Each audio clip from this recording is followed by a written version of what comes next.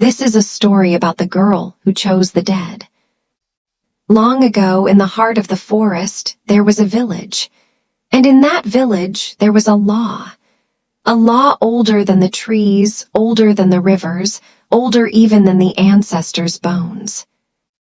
The law said, "The day belongs to the living. The night belongs to the dead. And when the gong strikes one, no foot must touch the ground outside. For to step out then is to choose the company of spirits." Every dusk, mothers pulled their children close, fathers barred the doors, and silence fell over the huts. No fire burned, no drum beat, no song rose. The village became a graveyard of the living until the cock crowed again. But one day a girl came, a stranger. Her name was Joy. Joy was not like the villagers. She was bold.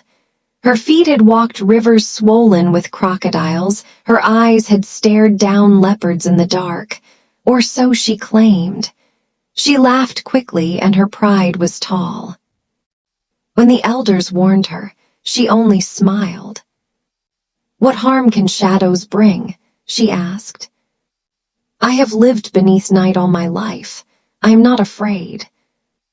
The villagers shook their heads. They whispered among themselves, "Ah, pride is a pot, and when it cracks, who can mend it?" But they said no more, for the night does not need defenders. The night defends itself. When the great gong struck one, its sound rolled through the ground like thunder trapped in the earth. The huts trembled, the air thickened, and silence swallowed the village whole.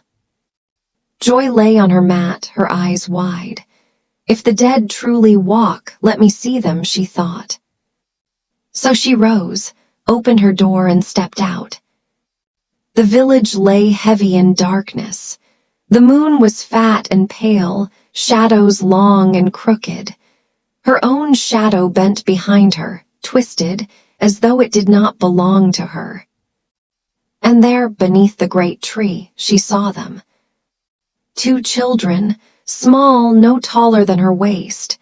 They sat tying white wrappers around their waists, their heads bent, their hands moving slow. They hummed a tune, a broken tune that cracked the night like a calabash.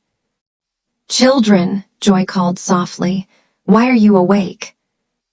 Slowly the children lifted their faces. Pale faces, too pale. Eyes wide, hollow, black as night itself. Their smiles were too wide, their teeth too many. And in one voice they answered, "We are not children, we are the night. You have stepped outside in our hour. That means you have chosen us." The wrappers they tied began to unspool, sliding across the ground like snakes, curling toward her ankles. Joy's heart thundered. She turned and fled, running back to her hut. The wrappers hissed after her, but at her door they stopped, as if some line had been drawn. She slammed the door shut, shaking, her breath a storm. But pride whispered to her, it was only a dream. Spirits are patient. Once they see you, they do not forget. The next day, the villagers avoided her eyes. An old woman muttered, "The night has touched her shadow." Joy laughed, though uneasily. But when darkness came, she heard them, scratching at her walls. Laughter, thin and sharp, floating outside her window. The broken tune, hummed low, winding into her ears. On the second night, she dreamed of them. The children sat at her mat, tying wrappers, whispering, "You have chosen us." When she woke, her feet were cold, and pale dust clung to her ankles, as though she had walked through grave soil. By the third night, her laughter was gone. Her eyes were hollow, her steps heavy, but still her pride burned like fire.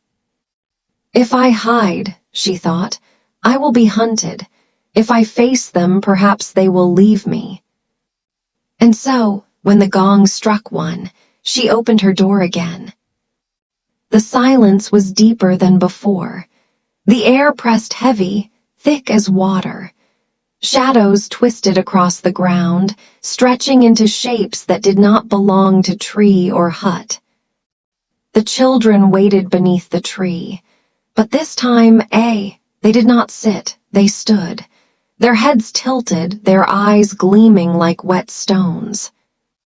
"I am not afraid of you," Joy whispered, though her voice trembled. They smiled, they spoke.